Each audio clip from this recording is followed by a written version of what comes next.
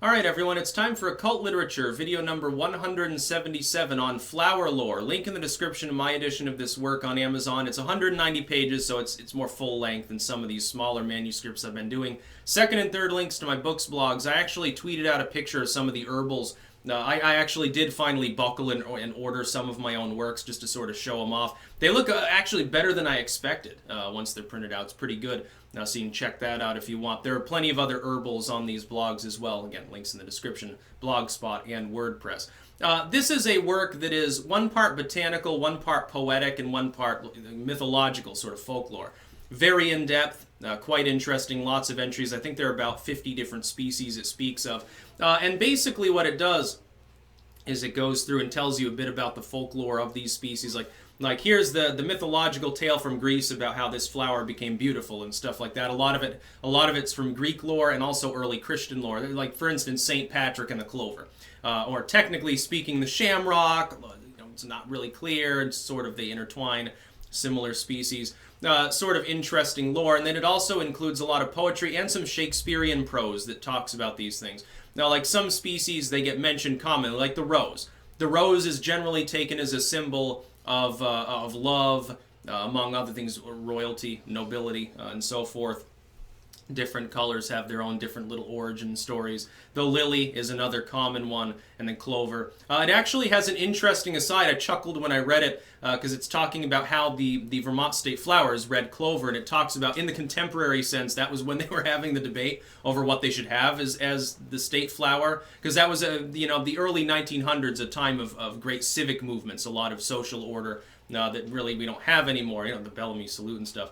And so that was chosen apparently by like school children. And I didn't actually know that. I thought that the state government sort of held a general referendum. Oh, vote on your flower or something like that. I think they were trying to have a state vegetable recently. I can't remember what the result was. I'll have to actually look that up. So it's got a little bit of the civic, sort of contemporary, early 20th century civics in there as well. The poetry is nice, a lot of Keats and so forth, and again, a lot of Shakespeare, his material.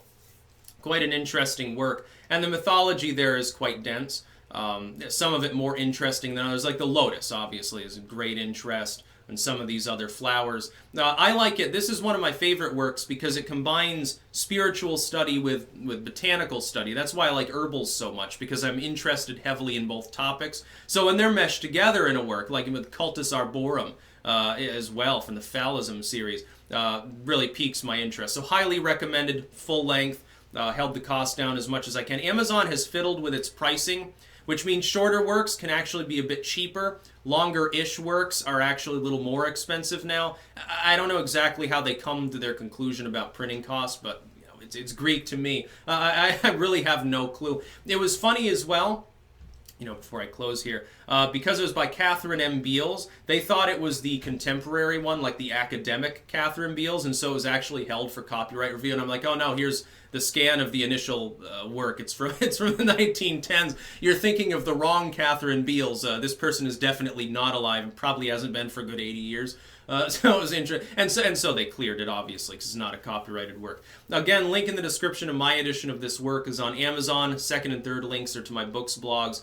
If you're interested in the herbal sort of side of things, Cultus Arborum, which I believe is in the academic section, and then anything in the herbal section. There's a lot of sort of holistic medicine, literal herbals like herbal prescriptions and so forth. Canadian herbal is one of the best, and also the Family Nurse.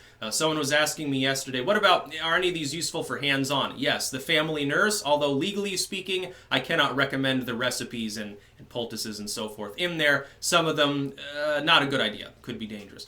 That's about all. Peace out.